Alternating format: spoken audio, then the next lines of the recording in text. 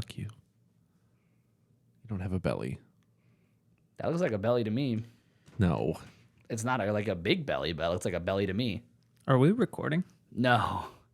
I didn't just press the start recording buttons in front of your eyes while you were staring at your fucking belly. Staring at his belly. The whole That's why he goddamn missed time. Just staring at my shirt. Every time I wear this No, shirt. you're not. You're staring at your... You were not staring at your shirt. You're staring at your fucking belly you're pushing out. Which is on my belly. You were My pushing shirt's out. Ever, dude. Yeah. Okay. I'm pushing out. God. Yeah, absolutely. I haven't looked like that since I was 14. Yeah, when you could do a tray flip, man. Do a tray flip again and you'll look like this. Do one tray flip again and you'll look like that. Yeah, it's instant. I'll never look like that. It'll be like Cinderella. Yeah. My wife and I hosted Thanksgiving, and my wife's nephews, I guess. Would I call them my nephews? They're your nephews. Yeah, because okay. Anyway, my nephews had skateboards. They had one skateboard, so I Like Walmart skateboards? No, or- like actual pro skateboards. And I was like, cool, let's go skate. Fucking mistake. Yeah. I was just getting used to skating around, getting my sea legs, did a couple ollies, and then they were like, Uncle Dave, do a kickflip. And I was like, okay. So I tried one and like bailed on it, and I was like, I think I'm going to impress these kids. I'm going to do it. It's on the street, wasn't going too fast. Did the kickflip, blacked out. Like I just freaked out. I landed it, but I landed leaning back. Oh, and and I it just slipped came out out. and landed straight on my tailbone and my back. Were you moving? Or Yeah. was it? And then Jason Lee drove by and I was like, hey. Well, no, they were like, "Are you okay?" And I was like, "I'm fine." Like scraped my back up. The next day, I could barely move. Yeah, that's the worst place to like hit is like your Yeah. tailbone. Yeah, I it was in sucks. rough shape. Yeah. You And see my the calves wrist were dead. injuries. Yeah. That's easy. That's why when you were like, "Hey, do you want to come hang tonight?" I was like, "I can't move." The next day, I had to teach, and I was like basically limping. Yeah. I was in so much pain. I'm 33. I haven't fallen in a long time. Yeah, it's an adult fall. It's an adult fall, and so I gave my the younger nephew. I gave him my skateboard. I was like, "Here, you take this." Oh, that You was can so get good. more out of this. Yeah, You won't fall. yeah. Or if you do, Well, you'll you be do, fine. you'll No, be yeah, fine. if you Yeah, do, it's yeah, fine, yeah. Yeah. And I gave him the board, and the next day they went to the skate park, and he broke it Oh, what and a was bitch. afraid to tell me. Yeah. He was too afraid to tell me. I would be afraid to tell you too. Yeah. But I had told him like, "Hey man, this is old. Like you're gonna break it. Yeah. Just keep the rest of the stuff. Get a new deck." I had a similar thing. I sold my previous car to my partner's sister. Yeah. And recently she totaled it. Not her fault. Somebody like a teenage driver ran into her. Yeah. She's totally fine. Stupid teenage drivers.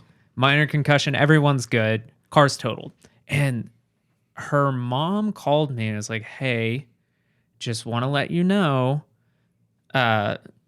she totaled your car. And like, I was like, oh my God, is she okay? And but her immediate thought was like, I thought you would be upset about the car. Like, because, you had that car for so long. I was like, is that what you think of me? You think that I would care more about the car than like, You don't my seem like a car sister-in-law? person, not to be mean. I'm not either, but No, I'm not. But even then, like I sold the car to you. Yeah. It's yours. it wasn't Your like car. you loaned it out. Yeah. They did whenever I sold the car to them. Like they said, you have to be okay that like this might get like trashed. She doesn't have a good record with cars. And I was like, I don't care. You're giving me Do you know how money. sales work? Yeah. Not my problem anymore. Yeah, I was like, Yeah. I have the memories of the car. Isn't the memories? It's the places it took me. Yeah, exactly. Yeah. Should we start this thing? I don't know. You want to? Yeah, let me get my belly out.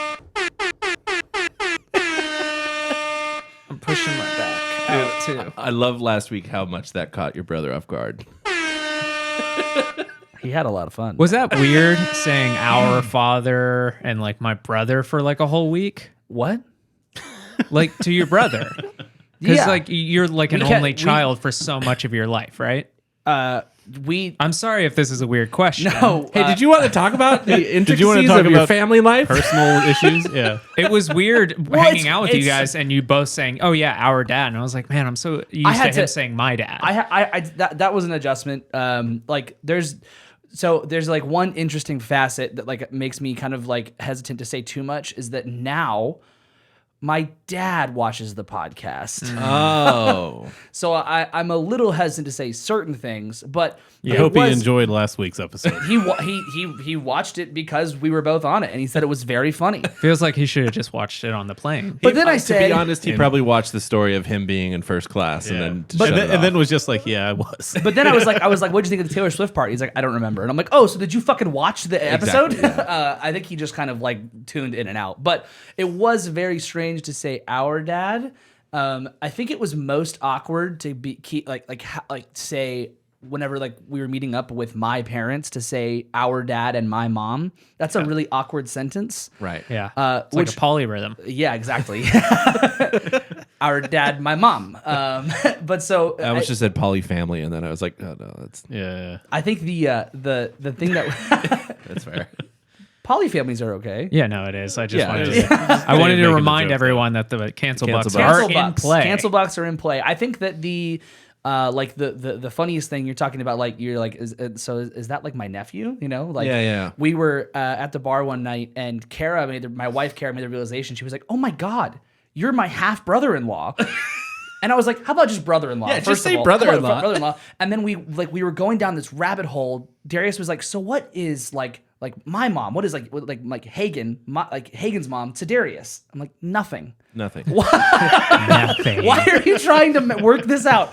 Nothing. There is zero Those things relation. always throw me off. Like like- when people say like cousin twice removed. I was Yeah. like, I've genuinely, and I'm not like just making this up. I genuinely don't understand what that means. Yeah, I either. don't either, and I don't think you need to. Okay, I was really hoping somebody would understand. I- I was I hoping kind Adam of- was going to I give me kind some of get it. sarcasm. I kind of get it, but it doesn't matter. They're your cousins, like first and foremost. Like Yeah, there's a lot of they're related to you, but it doesn't matter how. there's yeah. a little bit of blood there. I have some family that's like, I guess, divorced out of the family. I'm totally cool. Just like, You're out. throwing them in the bin. I don't give a shit. Yeah, because that I don't give a shit.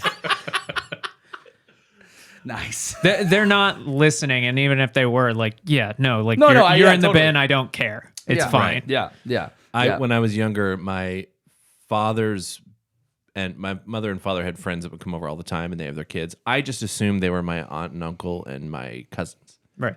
When I was like 17, I was out skateboarding, and I saw one of my cousins, and she was with her cool friends, and she was like, "What are you doing over here?" And I was like, "Oh, I'm just skateboarding with my friends." And one of my friends was like, "Who's that?" And I was like, "That's my cousin." She goes, "I'm not your cousin." And I was like, "What?" She was like, "I'm not your cousin. We're not related." And I was like, "Fuck." It was so embarrassing. And then Dave dated her for 10 years. And then I was like, "Oh, we're not cousins." What's up? So we're post Thanksgiving. I thought we already did that. I didn't. Morning. Oh, Welcome to Don't Be the Artist. I'm Hagen. I'm Dave. I'm Adam. gobble gobble. So we're post. Belly. We're polyrhythm. Yeah, we're post polyrhythm. We're post Thanksgiving. I hope everybody has survived.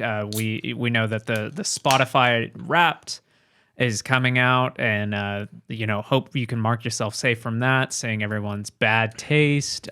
Mark yourself safe from the bad taste and from the fucking people who are gonna like get on their high horse and be like, Spotify doesn't pay artists. We all Right, know. right. We all know this information. We have to do this once a year, though. Just remind people that Spotify doesn't pay artists. Everyone who's on Spotify will be like, oh man, what should I do about this? The most embarrassing one I've seen so far. More to come. There's so many more to come, but the most embarrassing one I saw was Wow, that sentence really confused me. Slash got you excited. I was like a little bit of both. I was like, what? The first one, more to come? Like, wait, is this a band? Is this a person? Oh, you're going to come more? Oh, he's like, oh, I get it now. so a high Like school Mordecai, but more to come? Like the Bitty Band song? Oh, yeah. a high school friend posted hers that like festival thing that they're doing, and like on her day one, the top billing was John Mayer. Right under it was our friend from high school, Chavis Chance, who's been on the podcast. Yeah. And I immediately texted her. I said, please don't let Chavis see this. He's gonna get a John Mayer ego. It's like, you have to take this down now. That's so funny. Yeah, that one killed me. But also the most endearing one is you remember Jet Raines, the drummer for Jack Diller? Yeah. His number one artist was Jack Diller. Holy I was like, shit. that's so endearing. That's Oh so my nice. God. What a good friend. Yeah. That's really good. Yeah. We're post Thanksgiving.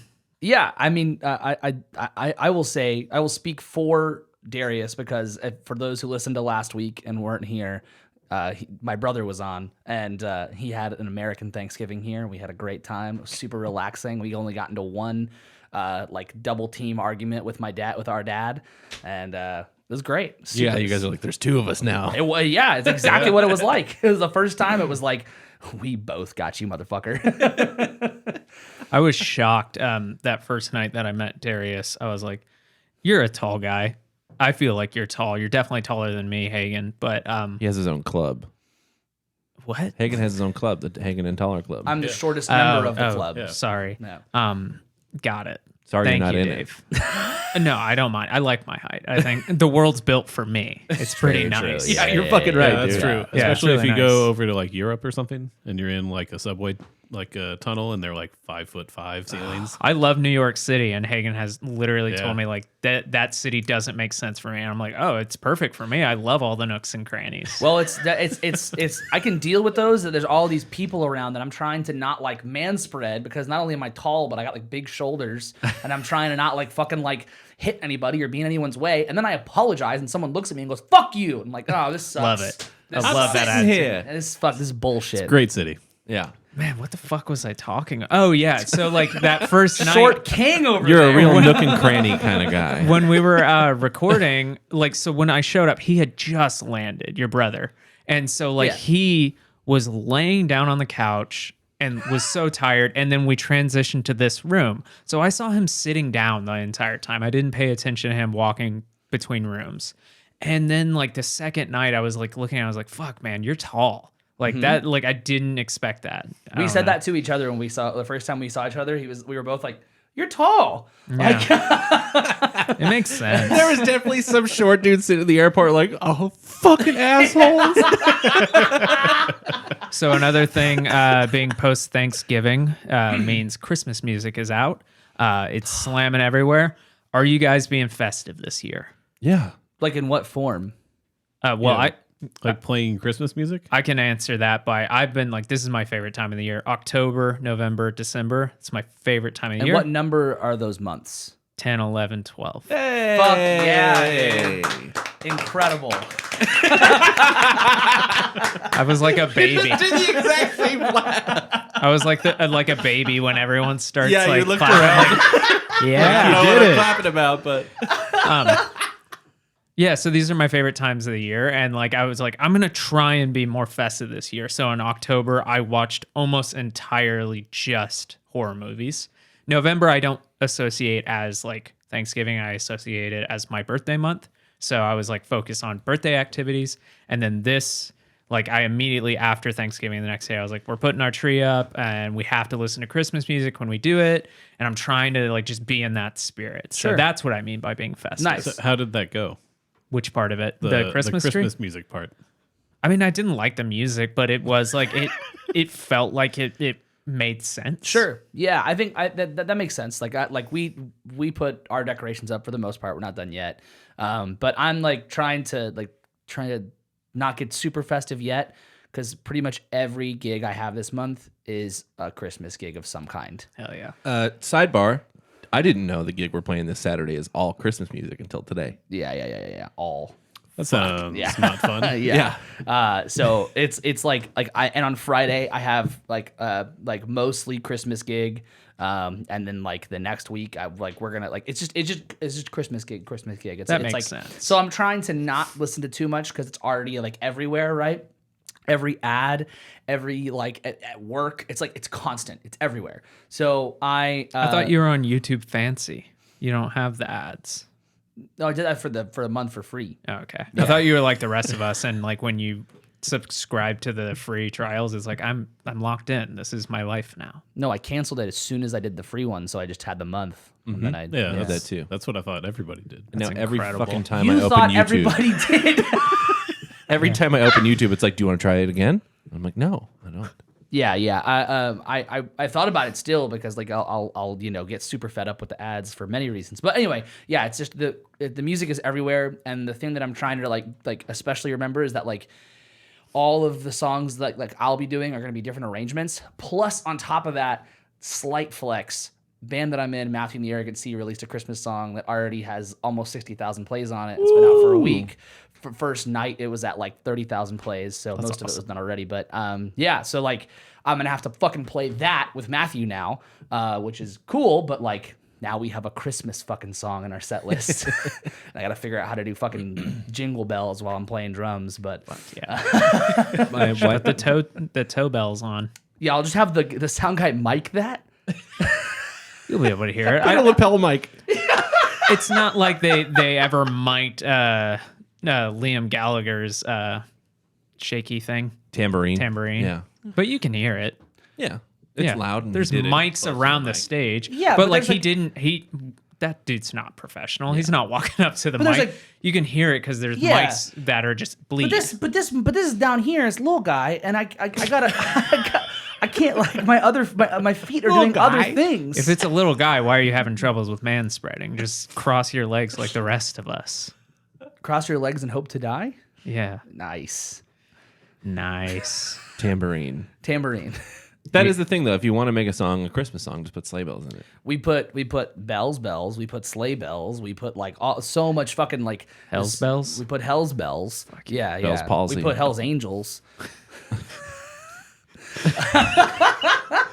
It's no matter where. Yeah. I was running through that in my Cancel head. I button. was like, do I give him a cancel butt? I don't know. But like it's no matter where I'm like playing music this month, it will be Christmas, and I do like Christmas, but that also I like this month is also my wife's birthday, so I have to like Didn't know that. That's good to know. December 20th. Well, you shouldn't have said that on stream. Fuck. Why not? Oh, fuck. I meant to stream this. Oh, well. What? Speaking. I could have streamed this. Speaking. The start streaming button's right above start recording. It's already done.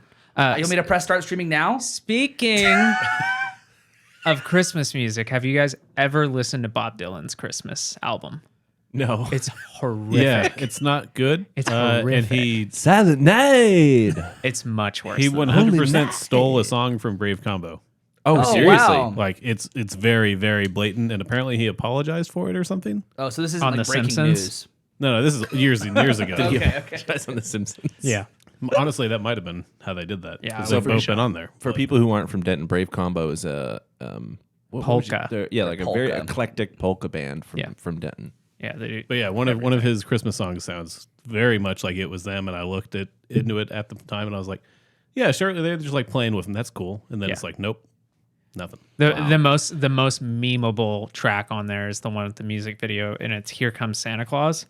It's rough. It is just like shocking. I wonder how much he got paid to do that. Well, go ahead, Hagen.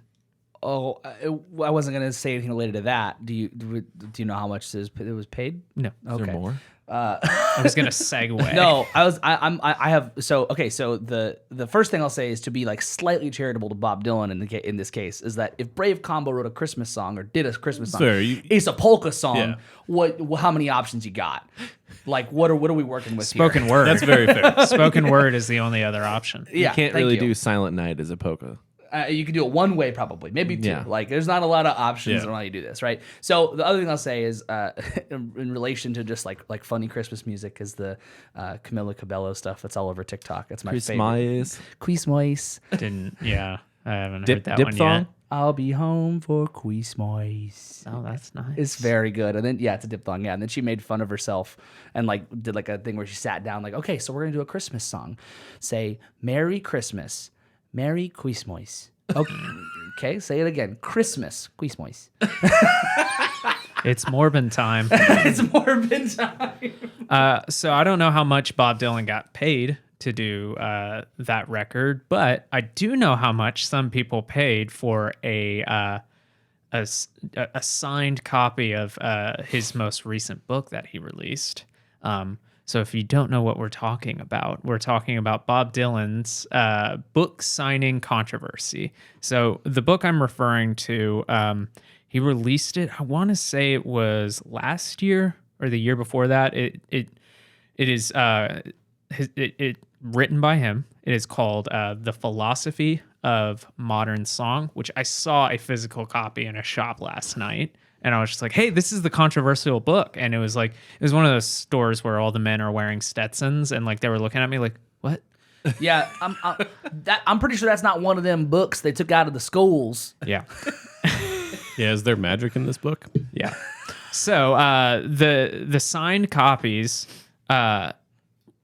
were running. Any guesses? The signed copies of these books. It's like it's a thick book. It's like one of the. It looks like a coffee table it's a book. Collector edition book also, so it's Coffee bound to table book. Be expensive. $75. 75. Hagen. $100,000. I don't want to over guess. Well, you couldn't have gone that. I'm gonna say $1, Bob. I'm gonna do 10 times Dave's number, $750. So it was $599 for a signed copy of this So Dave book. wins. I win. That's I won the Price is Right. No, you win the book. That honestly sounds kind of low. So it's a signed copy of the book, and Well, there's a reason it's low though. But- We will find out. well, no, that's not why it was. Not why it was low.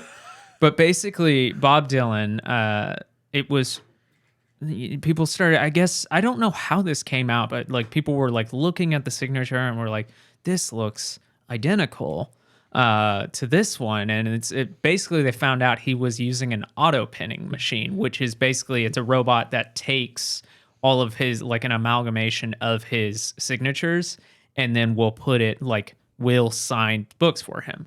And so people found that out and they're like, we paid $600 for like a print of your signature. Yeah. That's bullshit. And basically he his publishing company was like, we're not giving refunds. And then he issued a statement, which this statement is very much out of character for Bob Dylan. Like Bob Dylan seems like just an asshole. He was like, Obama loved Bob Dylan so much that he's like, I want to give him the JFK Medal of Freedom or one of those. The key to the city. Yeah, that one. He got the key to Gotham. The city of America. Yeah. So like the one where they have like the rainbow and the medal, like Elton John just got one this year, I think. But basically, Obama was like, this dude is like an American poet. We have to give it to him. The fucking dude just didn't show up to the ceremony. Just didn't even like say like thank you, nothing like that. I was just like, I don't give a fuck. Like, dude's an asshole.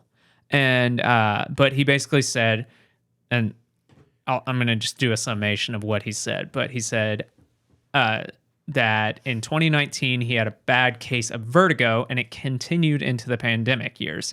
It takes a crew of 5 people working in close quarters with him to help enable these signing sessions because of his vertigo. 5 people, that's intense. It's one person to move a book in front of him, another person to wiggle his arm around. Yeah, that might be it. Change out the pen. Yeah, change out the pen. Basically, he said during the pandemic, they just couldn't find a way for that to make sense. So in order to make deadlines and contractual deadlines is what he was saying, an auto pen was suggested to him, along with the assurance that this kind of thing was done, quote unquote, all the time in art and the literary worlds. And that he basically said that was a lapse in judgment on my end, and I want to make it right. And they're issuing refunds now. But holy shit, imagine that. Imagine getting, I mean, I don't think any of us are like collectors here, right? No. Like, would any of you pay, like, I don't, Foo Fighters or like Dave Grohl, well, let's say Taylor Hawkins, would you pay for a signed record with Taylor Hawkins' signature on it? Would you pay like $1,000 for a signed Taylor Hawkins drumstick? No. What about a reasonable amount of money, like $100? Yes. Maybe, probably.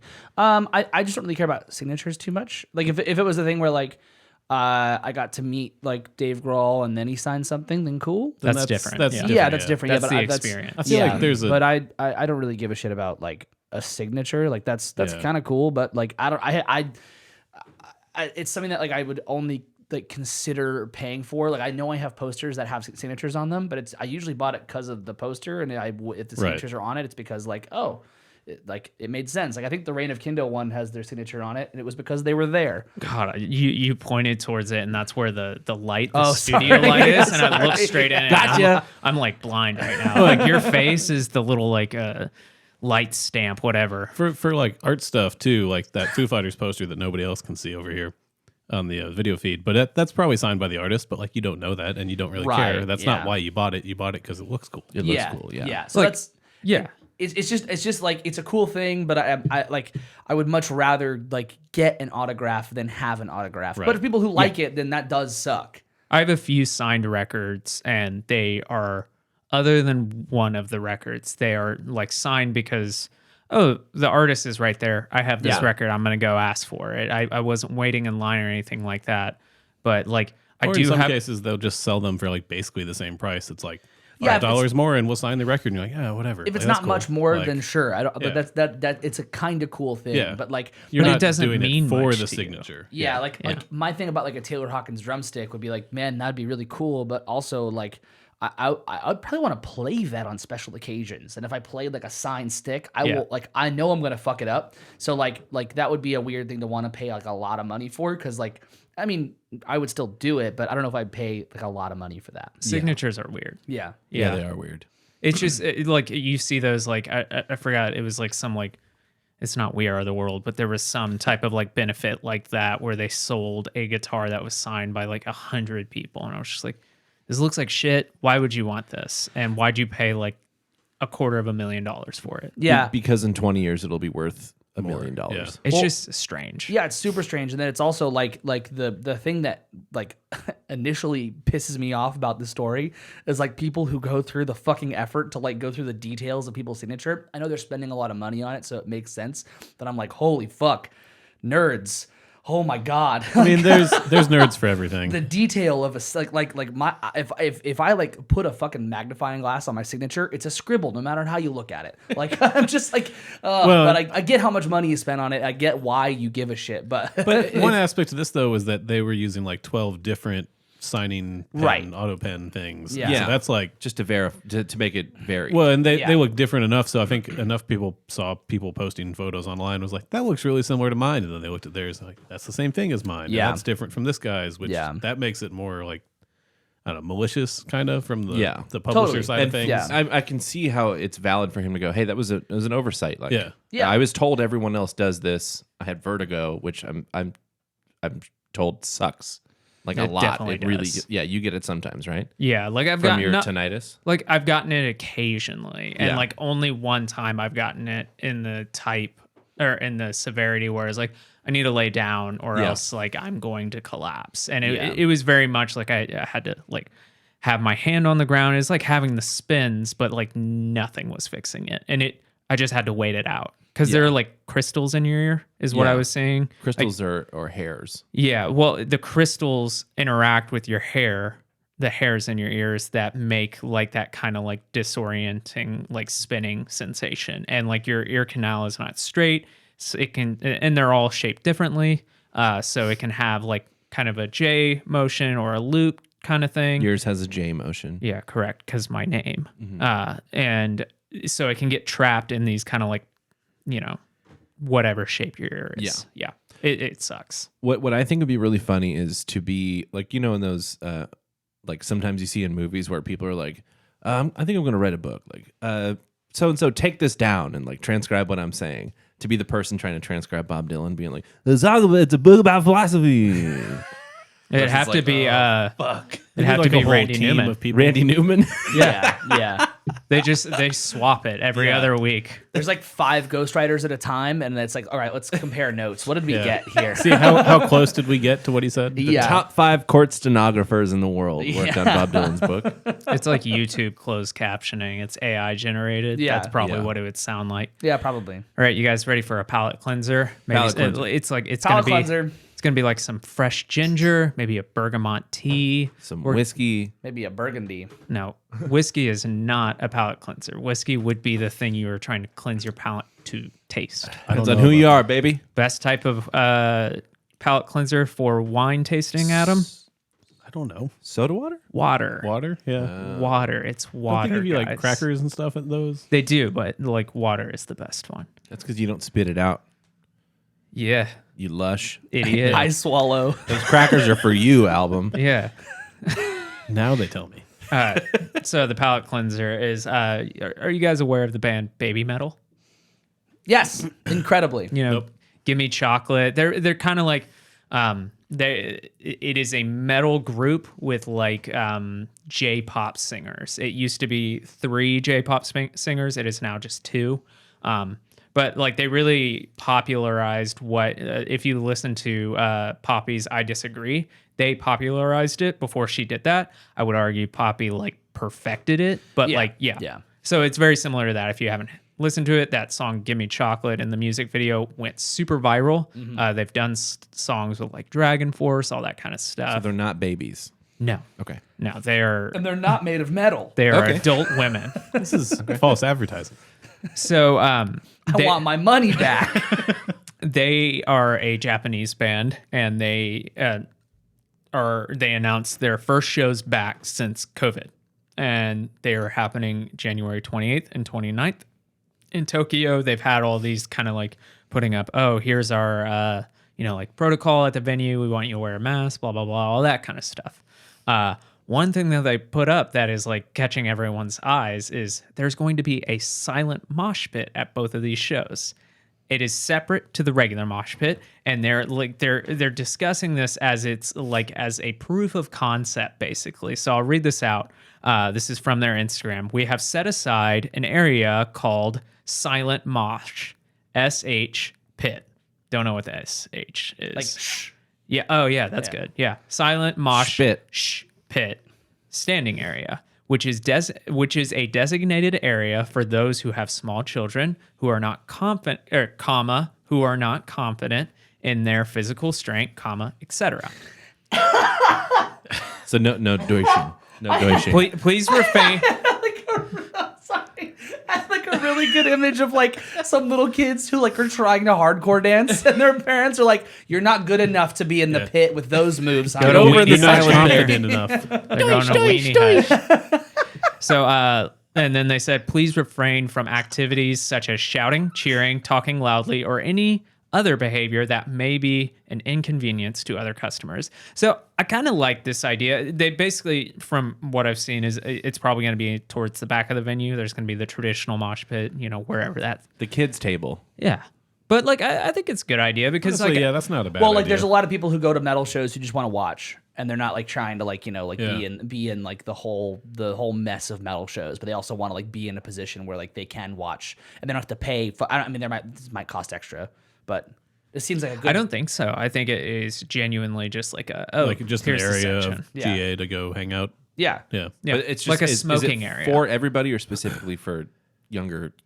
It's for kids? everyone. Yeah. Yeah. I would love. That's I would why I fucking said that love comma that thing. Yeah. It's for people like. Okay. Let's say that you're in a wheelchair and you want to participate in this. You might not feel comfortable going straight into Right. the regular mosh pit, but this might be a great way for you to have that same outlet. Yeah. So it's for anyone. It's for and just people who aren't wanting to go into like the full on like. I would be there. Thrashing. Yeah, that's where I would stand. So it's super cool. Yeah, I think this is a great idea. I'm fascinated to hear what that comes out to be. Like, if that's actually going to work out. I don't think this will. Is that happening on like a tour here in America? No. in Tokyo. They're playing Tokyo arenas. I was just going to say, I can't imagine that working in America. Yeah, and specifically, they're playing arenas. Like, you wouldn't see this at like a 1,000 cap room. There's just Right. not room Yeah. for that. Yeah. All right. Palate cleanser is good. You guys feel like your olfactory receivers are ready for what we have next. Yeah, I'm ready. Yes. Cool. All right, we're talking about video games. I think Dave and I have to go. Let's go. We're talking about Smash Bros. No. You see the drama about Smash Bros? Yeah, I Let's watched like an fucking hour-long go. video on my way here the about movie or the game? it. What the fuck, The Adam? movie is Today's about Mario? movie. Are I you don't fucking know. kidding me? Are There's you no fucking serious? movie. Yeah. Jesus fucking Christ, man. Yeah, fucking let's go. But did you watch the new trailer? Yeah. Chris Pratt is getting thrashed. By the way, Deservedly so, right? It's like It's like the trailer starts off like super intense music. He walks out. He's facing Donkey Kong. He's about to rush him, and you just hear Chris Pratt go, "Let's-a go." I don't know if this is an original idea, but like I think it'd be a good like one of those like Denton noise band names to be Crisp Rat. I think you've yeah. said that on this show. You've said that. like at least twice. I genuinely feel it. You've definitely said that to us in person at Yeah. least 5-6 times. I'm glad you guys listen. And you've said it elsewhere dozens of times. Yeah, you've Okay. said it to yourself. You know, Did Andy You say it a lot. Did Andy tell you the song name I gave him? No. Okay, cool. I won't say it Okay. on air. Okay. So last week we kind of teased this talking about the Doom Eternal OST drama. So Doom Eternal was a 2020 video game. Came out, if you remember, if you're trying to get a time frame, it came out when Animal Crossing came out. So there was all those memes about like his and hers, that kind of stuff. Doom Eternal is it is very much, it's a shooter game. It's very adrenaline. I played the first one. I have not played this one, and it is like adrenaline. Well, like let's- it gets your blood flowing. To be very clear, what Doom is. Doom is like It's a like- video game. Doom is like the very first shooter, like pretty much. Like it's Like not the Doom first. It's not and the, Duke Nukem. yeah, right. Like Doom Yeah. is like if you go look at like the early days of shooters, the first big one of the first big ones was Doom, and it has continued throughout time. It's crazy. Like I remember like playing. I guess it was maybe it was Doom 3 was the name, but it came out like when I was in high school. Yeah, that was on Xbox. And it was like you go to hell and you get the BFG, the big fucking gun, and it's a whole fucking it's been around for so long. And when I they used to play Doom. yeah. Yeah. And it's been important. It's established shooters for so long, and it also because like it is intense. It's a very crazy kind of like horror-ish mixed in shooter vibe. And a big thing with Doom, even that original one, was the soundtrack. The soundtrack was very much like baked into the. Do you guys have something to say? No, I just looked over at Adam and he was full faced yawning, just like So on the not because of original the topic. It's yeah. on the original game, the soundtrack was important. So it's always been like it's always been this kind of like metal music. So Doom 2016 was kind of a reboot for the series, and they worked with famed video game composer Mick Gordon. He's an Australian composer, and he has other credits to his name that I never played those games, but people said that were really good. I think Perfect Dark was one of them, Yeah. but people like Charlie, aka Critical, has said that like he comparing him to like the Hans Zimmer of. Can we hear it in the Charlie voice? I've always said that like it's like getting Hans Zimmer for video games. That was kind of more Keanu Reeves. Yeah. that was a Yeah. good Keanu Reeves. But it was sound. but it was still close to Charlie. It was still close Keanu or what did some people say? Keanu. Keanu. I say yeah. Keanu. You I say it wrong. killed. Say Keanu. Yeah. You Well, that's- killed. We'll talk about this my later. dog. Yeah. Yeah. You guys are in the middle of conversation, so that's why it was awkward. if you do that and then just like deeper voice, then you Yeah. have Charlie, and you have to make like some like out of left field, but you know it's coming joke about like dicks. Yeah. So that's why whenever we listen to the soundtrack, it just something sounded a little off. It sounded like somebody didn't have their queef instrument quite tuned. It'd say something like that. Yeah, exactly. So Mick Gordon is I'm an gonna give you a Australian. cancel bug for that though. Thank you. I'll take it. Put it in my optical drive. So Mick Gordon did the original. People loved it. It's a gent record. If you remember when we talked about video game music, this was the record I told you to listen to, Dave. Yeah. Is the Doom soundtrack, because it is just like it's a gent record. And so he was obviously brought back in for Doom Eternal, the sequel. Basically, a little bit of background just before we get into the drama behind this. There are two types of video game soundtracks. Let's think of it that way. There's in-game soundtrack, and then there's the OST. The in-game soundtrack is basically all that, like the loop. That's the nothing changes in the music until the character have done a specific action. I'm explaining universal video you. game. Yeah. So the character is done you, Dave. So, and then the OST is basically taking those songs and trying to make them, actually composing them as if they were like, okay, this is a 4-minute It's like song. if it's a movie. Exactly. Does it stand for original soundtrack? Correct. Yeah. Yeah. Okay. So completely different things. There's the minutia, which I've learned from this whole thing, this whole detailed statement of how exactly sound files are sent when it's the in-game soundtrack versus when it's the OST. When it's the OST, you have the sexy wave files, you got the curves, you see the mastered. humps. Yeah, exactly. Right. Yeah. So if you had to, sorry if I'm skipping ahead, but if you had to guess, Dave, how many songs are in a video game? Let's say Doom specifically OST. I have no clue. I'm gonna guess somewhere between 30 and 80. It's a pretty big window. Well, it depends. Yeah, because that's a lot. sometimes if they're going to be, well, the OST is different, I guess, but the actual in game, it could be like a 45-second thing that's just repeated. Sure. Correct. Yeah. So that's what yeah. I'm thinking about. I don't know. Yeah.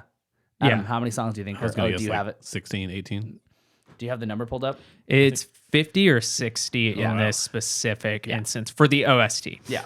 Okay, so I wasn't wrong. And so then Yeah, I guess I just figured like for the OST they, narrow that down and combine things. It's like each loop becomes a Right, thing. becomes a yeah. whole song, And so yeah. so when you have like a game that has so much shit That's in it. pretty crazy. Yeah. Well, and it's not just a loop. It's so let's say you kill a certain enemy, which is like a mid boss before you get to the main boss. That might add in the drums. That might Yeah. so like what is sent for. So I told you about the wave files when it's the OST, the curves. It's mastered. It's all intentional, as if it's an actual song they're releasing. What they send, what the producer or the composer sends for the actual in-game soundtrack is what they call bricks. And it's all of the like basically, okay, the stems of each of these things. So the actual developer can Program all yeah. the changes and stuff. exactly. Yeah, yeah, yeah. But they Super work interesting. and they work hand in hand to talk Yeah. about like, okay, this is my thoughts here. And Mick Gordon is known to have like more creative freedom than most because he is such a big It's really name. good. Yeah. Yeah. And so that gets into also Mick Gordon does not work for, we have two parties here. We have Mick Gordon and then we have id Software, which is the developer, not Bethesda, because I've seen that go around. No, but Bethesda is the parent company. Bethesda is not the parent company. Bethesda is the publisher. Oh, sure. Okay, sure. Yeah. Yeah. It's like, Sub Pop is the record label that like produces the record, but the distributor is probably Universal. Yeah, Group. but I'm gonna skip ahead here. He still had to get in contact with Bethesda to get in contact with id. Right, So yeah. they clearly have they do. They have a big say in this, a big part in this. Well, they published this game and the Yeah. game prior to. Yeah, So yeah. like, so don't they have like final say, for lack of a better word? Like, yeah, but what I'm trying to say is that not every id Software game goes through yeah. Bethesda. Yeah. Sure. These yes. ones did. So, what ends up happening is the OST comes out. It was announced as a pre-order thing. You pre-order the collector's edition of the game, you get the OST, which a lot of people like. You'll still today see that original Doom 2016 vinyl in every record store you go to. It's like right next to like fucking Abbey Road and shit like that. So It's just a they keep staple. repressing it? Or? Yeah, Right. Okay, It's yeah. such a big, like, it is probably the most famous video game soundtrack in modern history. Right. But like in the past 10 years is Yeah, what it's I'm used as like a referring to. meme. Yeah. Like, yeah. And so they announced, okay, OST for the second one's going to be part of the pre-order. People were super psyched. Pre-order comes, people listen to it, and they're like, this doesn't sound like Mick Gordon. It doesn't sound that great. It sounds like demos and stuff like that. And then some people were pulling apart the audio files and putting them in like actual like DAWs, digital audio workspaces, and saying like, oh, they're like bricks. They're entirely bricks, no waves at all. So Most of them. basically, Most of them. most of them. 13 of them were not. 13 of the 50 or 60 were not. And sorry, 12 of the 59 tracks. Was it 12? Okay, yeah. 12 of the 59 tracks were not were the waves, all the Like rest we're were the bricks. finished song, for lack of a better word. Yeah, Sure. we're the mastered versions Right. of the song. So people kind of get upset and they're like, what's up with this? This is a shit show. Like, what's going on? This just isn't the quality we expected. And then finally, the Doom subreddit, which is a fan moderated subreddit, not by the software company. One of the higher ups, he's a producer, executive producer is what he's billed as at id Software.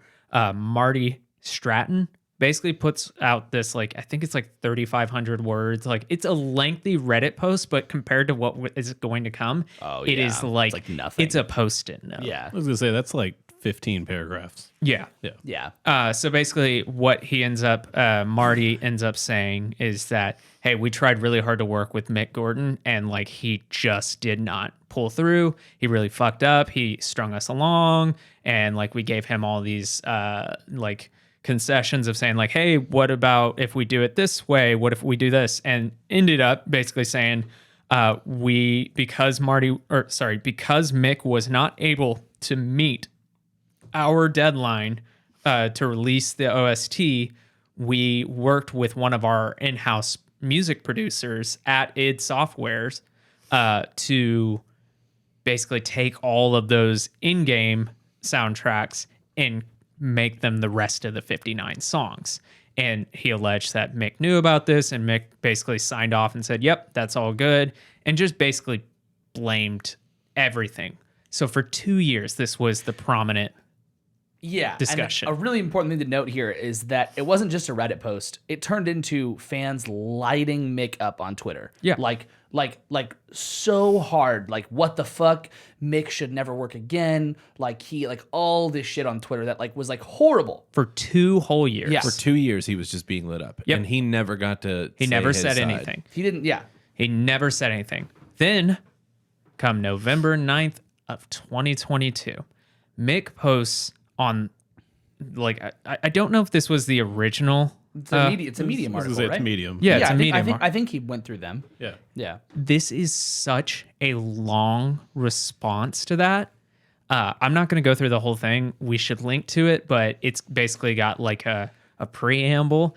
It has a table of contents. Yeah, it's at least an hour long read. Like it's like Yeah. it's big and it is full of receipts. It has so many receipts, so many like just like text threads, all that kind of stuff. It's all in there. I read the entire thing. We're not going to go through the entire thing, but what I'm going to tell you is some of the, basically he starts by saying this is a defense. It's not an unprovoked attack.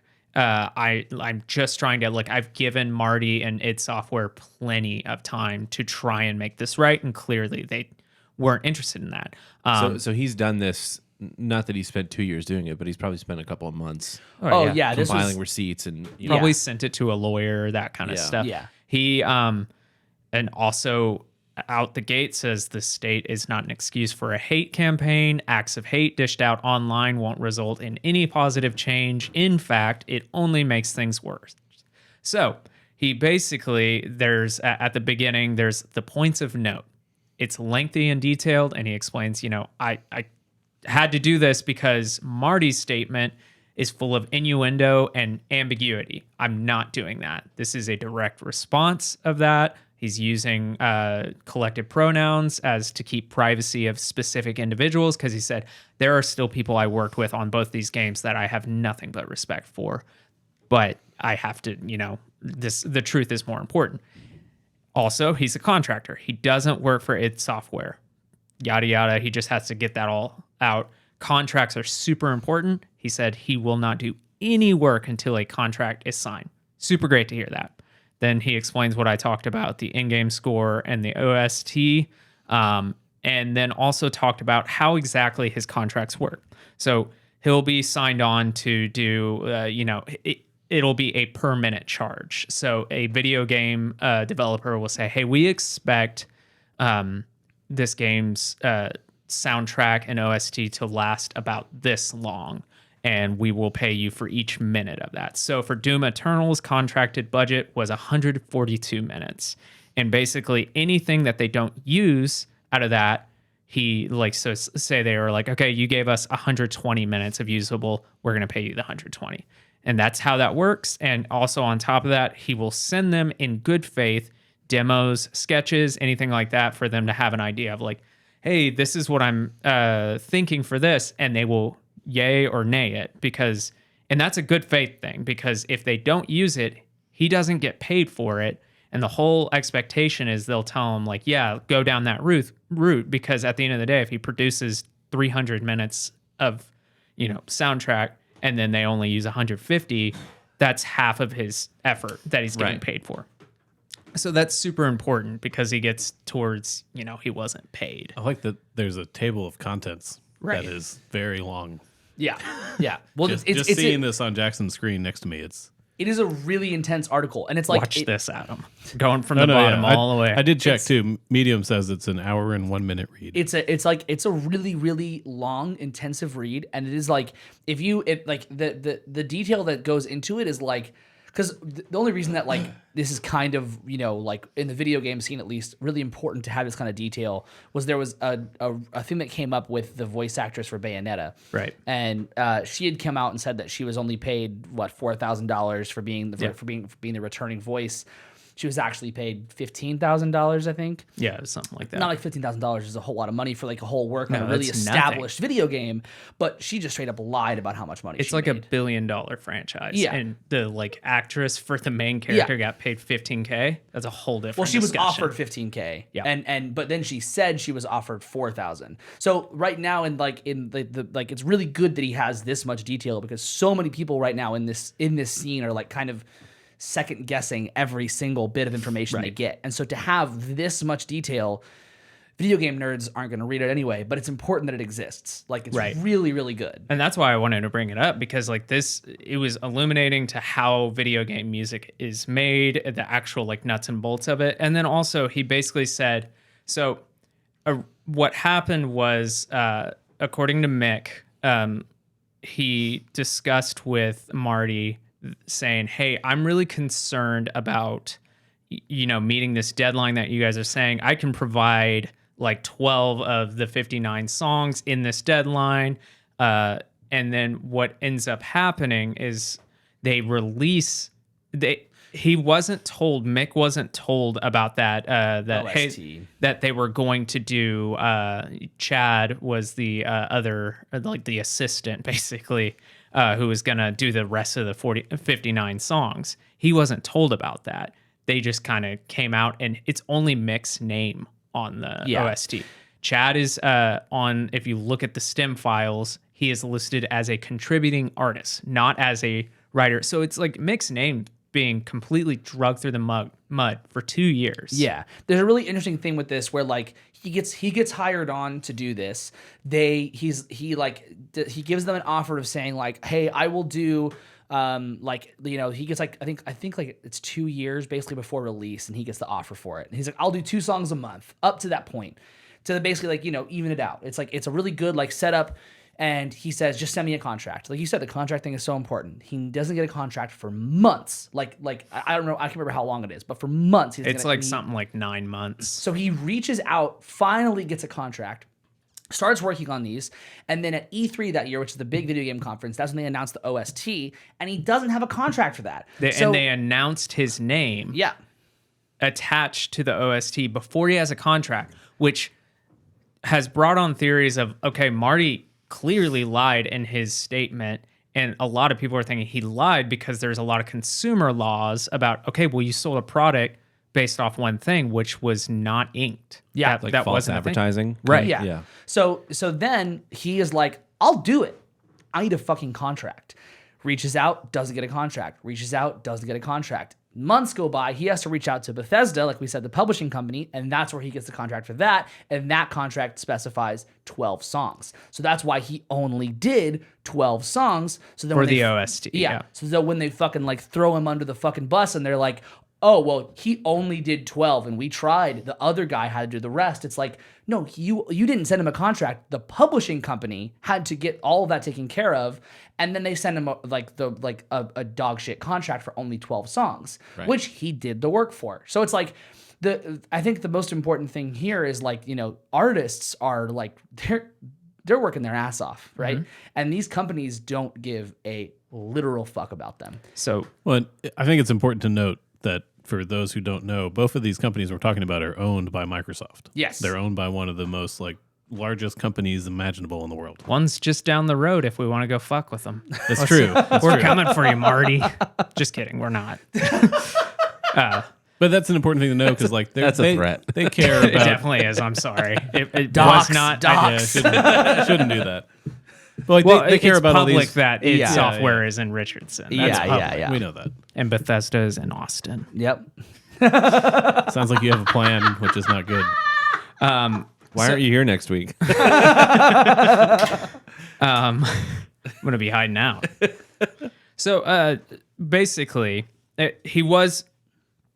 Let me back up. Sorry, Marty. Then, sorry. Where am I in this? I got to collect my thoughts. I kind of went backwards and forwards. I just said the thing about how like he was, given the contract through Bethesda. Yeah. So yeah. he was given the contract, and his contract, the OST was set to be delivered 30 days after the contract, or I think it was 20 days, a ridiculous amount of time.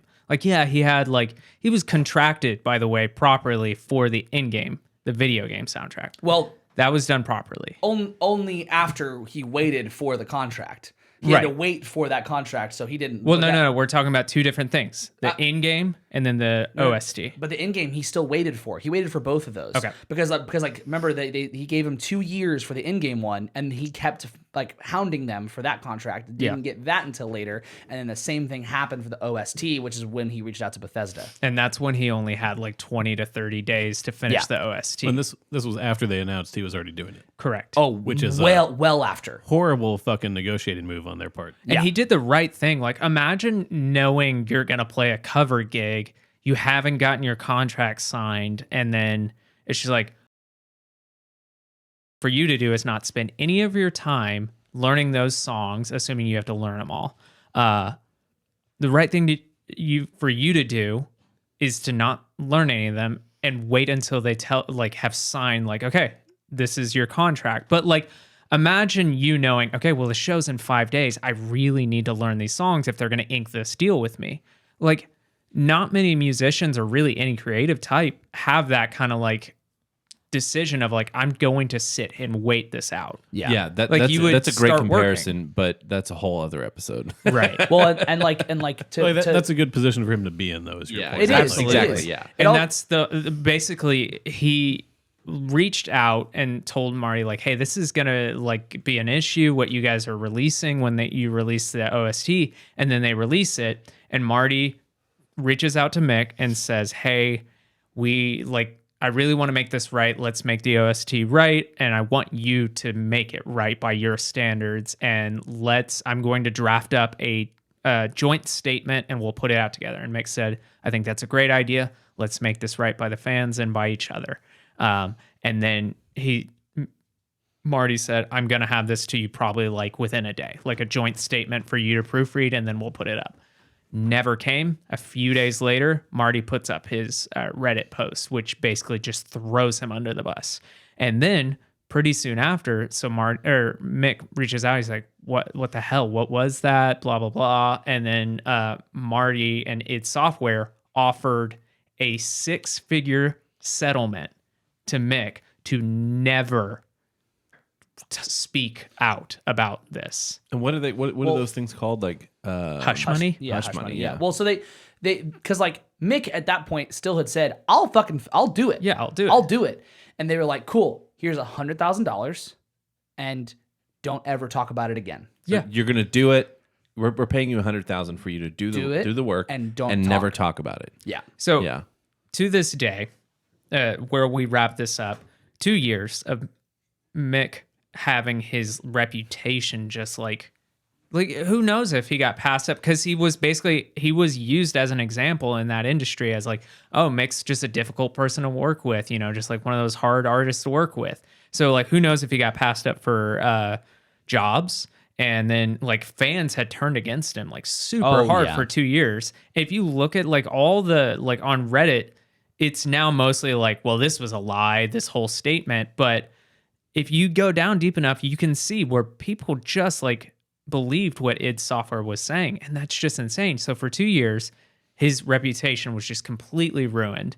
And then on top of that, he gave them those demos and specific songs in good faith as a, hey, here's some stuff. And they used they claim that they only used stuff that was in the video game. So that was part of his in-game contract. So they said, we're with our realm to use those. But they, according to Mick, they have used demos. They've used like ideas, which is completely like, basically, he's been paid for 12 songs, but they used 59. So he's been criminally underpaid, and he has to this day not been paid. Insane. The takeaway for me there is, if you're an independent contractor, keep your fucking receipts. And he like the receipts in this. He has it. Yeah, it's and insane. hire a good lawyer, because this will eventually get settled, and they're going to pay. But even on a lower level, I've started not answering phone calls and instead going to text everything message. written. Yeah. That's how like.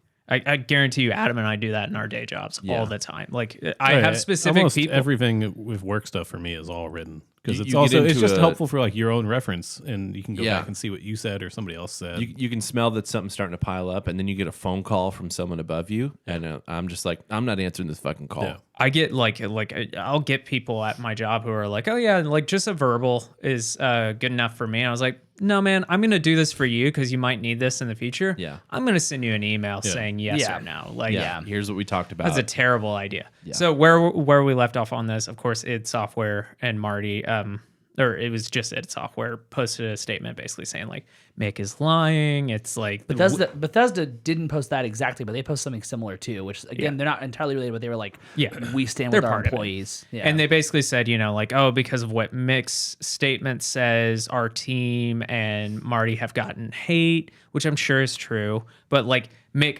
from the like a very month. very first said, hey, I don't sanction this. Do not do this. I'm doing this because I have to at this point. And like that's all that any like person who posts anything on the internet can do do these days. Like there's like so many people who are like posting like here's receipts, here's drama about all this stuff. I'm gonna post this stuff. I'm gonna talk about it on a YouTube video. Do not like go to the other person. I do not approve of you going to the other person on Twitter, on Instagram, whatever, and giving them any sort of hate. This is not ammo. I'm just clearing my name. Yeah, but then people are going to do it no matter what. So it's like, Mick did all he can do in that scenario. Correct. Yeah, and so basically, and id Software's like statement or response to Mick's whole tome is it's just like an Instagram image. So like it's super small compared. Once again, post-it note. It's a sentence compared to what he posted. And they said like, oh, he's left out purposely left out details that we will present if we, in the right venues in the future. Basically saying like we'll see you in court. Yeah, we still have more money and lawyers than you. So right. Yeah. Saying like we're not going to put it on social media. Basically, they don't have anything. No. Yeah.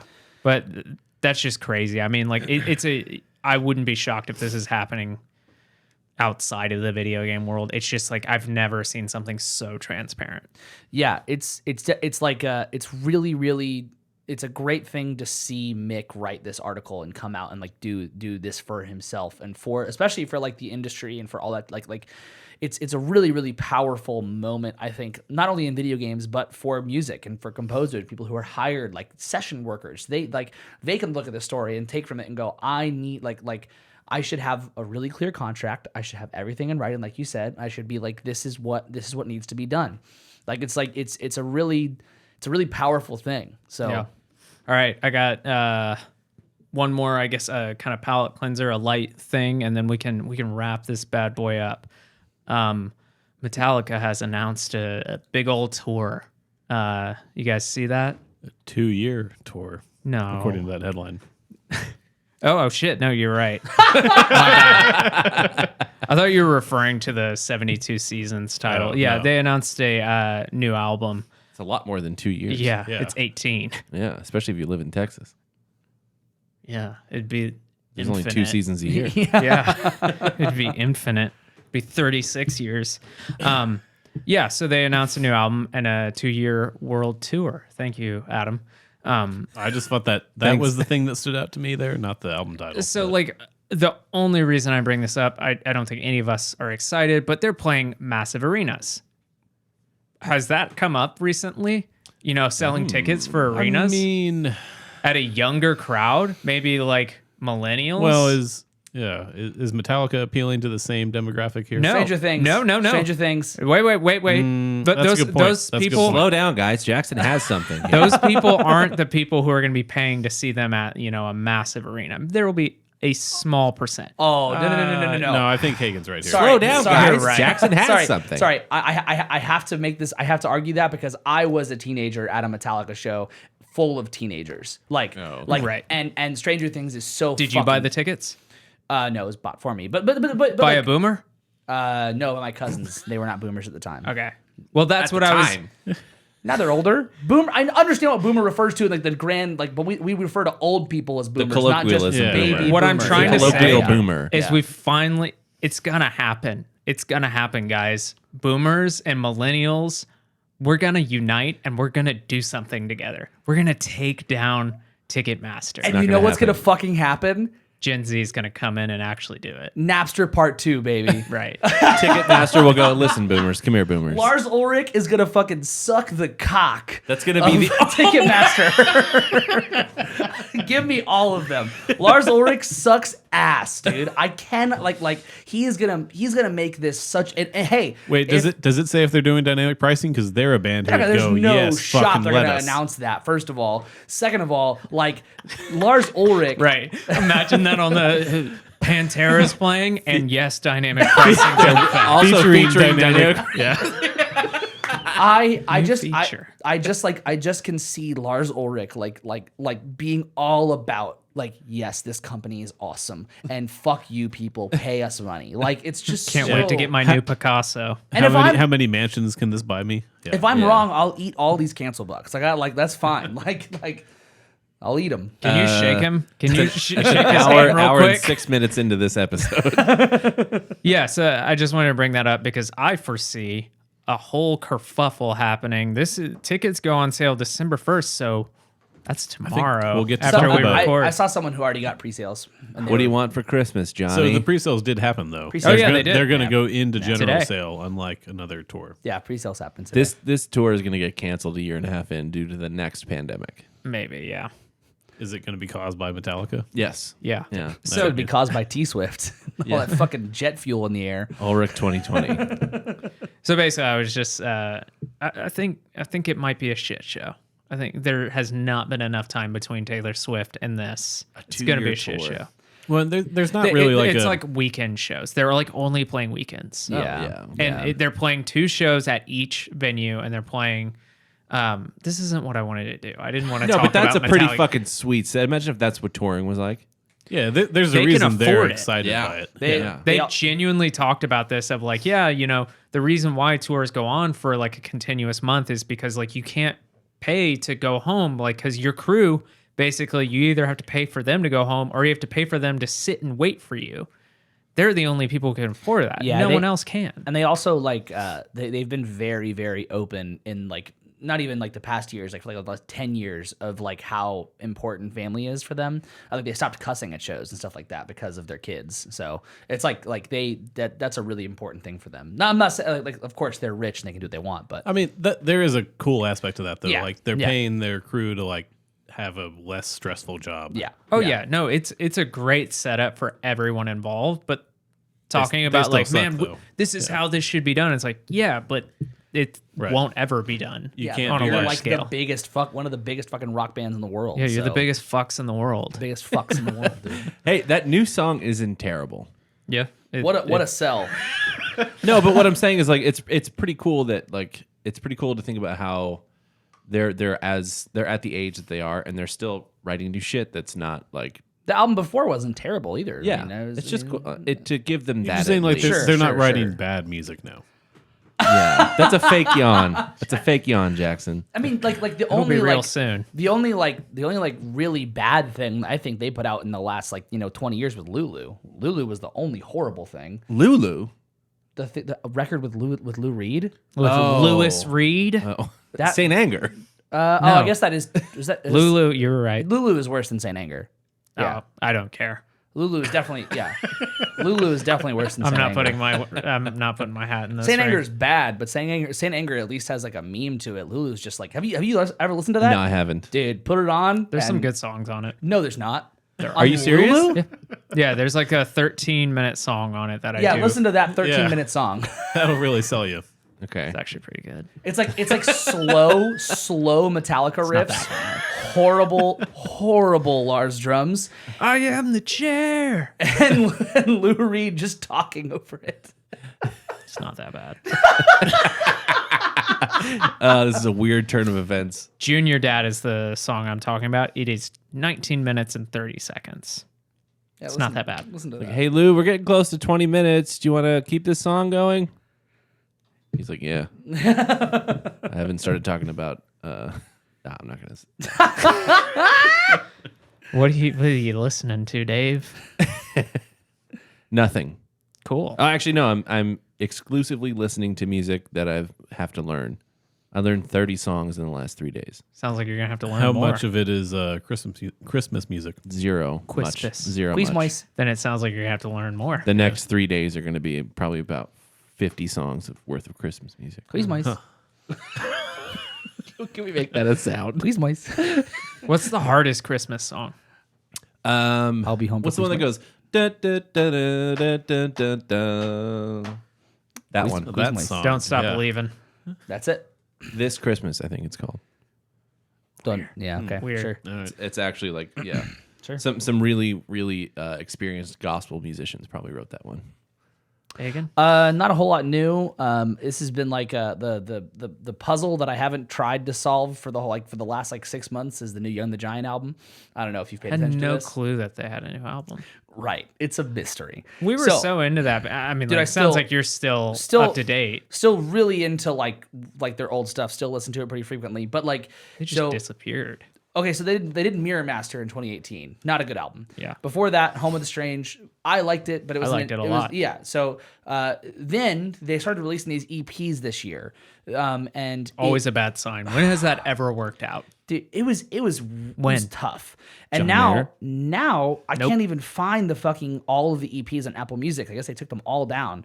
But you can find like the release schedule for all of these, and they all had slightly different names. But it's called American Bollywood is the album, and it's 16 songs. But it was like 4 EPs, all very they all had themes. Couldn't figure out what the themes were, but pretty good. It's not bad. Four EPs. Weezer did the exact same thing this year called Seasons, and it was for each season. Well, this is.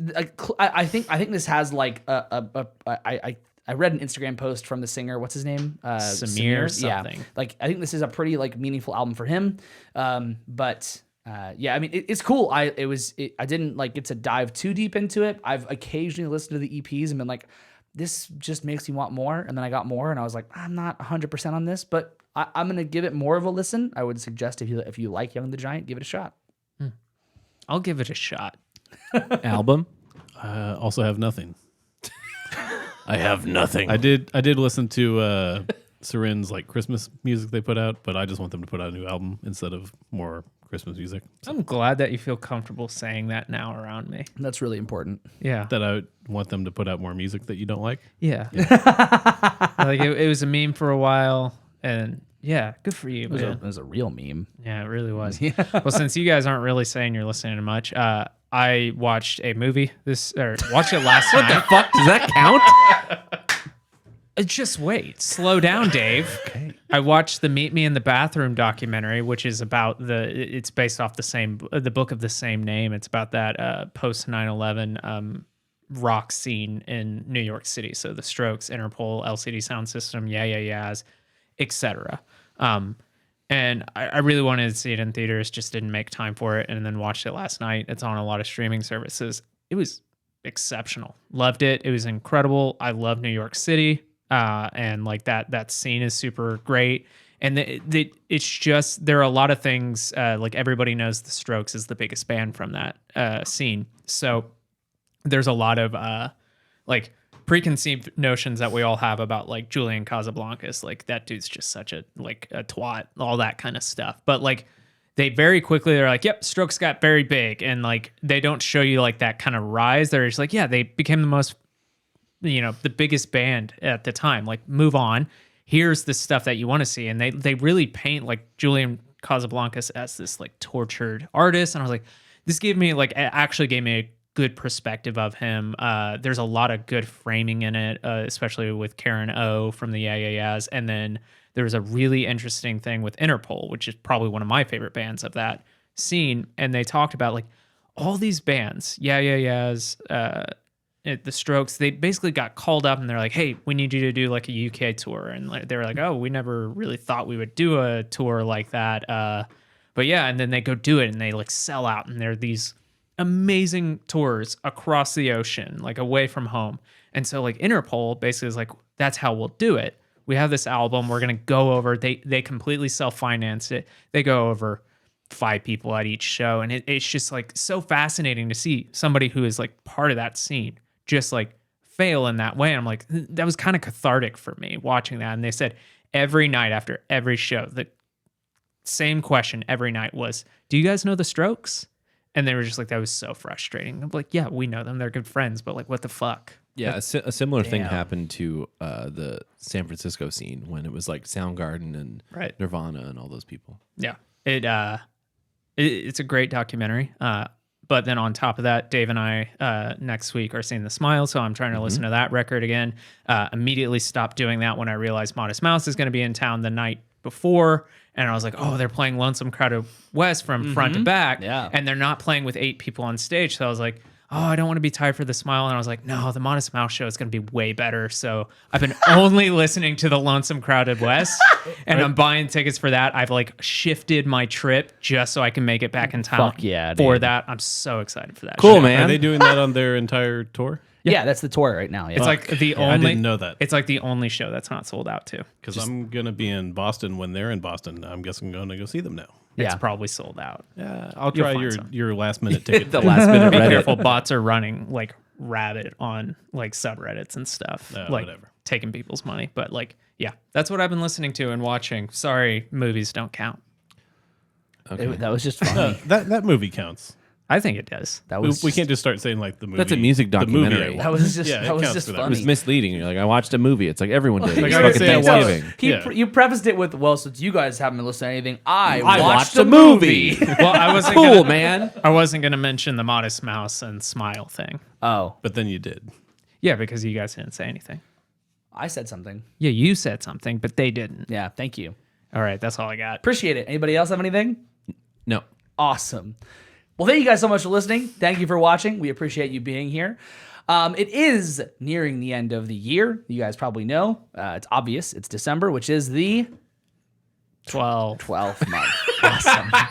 I had already checked out. It's the 12th month. I was just glazed over. It's the 12th month of the year. So we are nearing our holiday party, our company party, where we do our album of the year. If you guys have albums of the year that you guys really like, please send them on over. Send us an email at albumoftheyear@don'tbetheartist.com. Send us a DM. Send us an email at Atom of the Year. Yeah. Send us an email at atomoftheyear@don'tbetheartist.com. Send us a DM at DFTA Pod on Instagram. Send us a comment. Send us a comment. Fuck, I'm Yeah, old. well, Put a comment on the YouTube video On of the your Google. album. Yeah. Send us an electronic mail. Leave a comment on the YouTube video what your album of the year is. We're going to mention all of those like we normally do, people who send in their album of the year. And we'll be talking about our album of the year as well. So thank you guys for listening. We appreciate it. Again, follow, subscribe, whatever podcast app you're using. Subscribe on YouTube. Leave a comment. Send us a DM. All of that good shit. And fuck off. I've been Give me your towel. out of practice. I realized I hadn't made you do one in a while, Yeah, so I was yeah, like, yeah. let's see. I what got happens. nervous, dude. I was like, get froze me up, like, what do you- ticket what to do the you do? Metallica show? We talked Let's about so much. Girls. That's my favorite. Okay.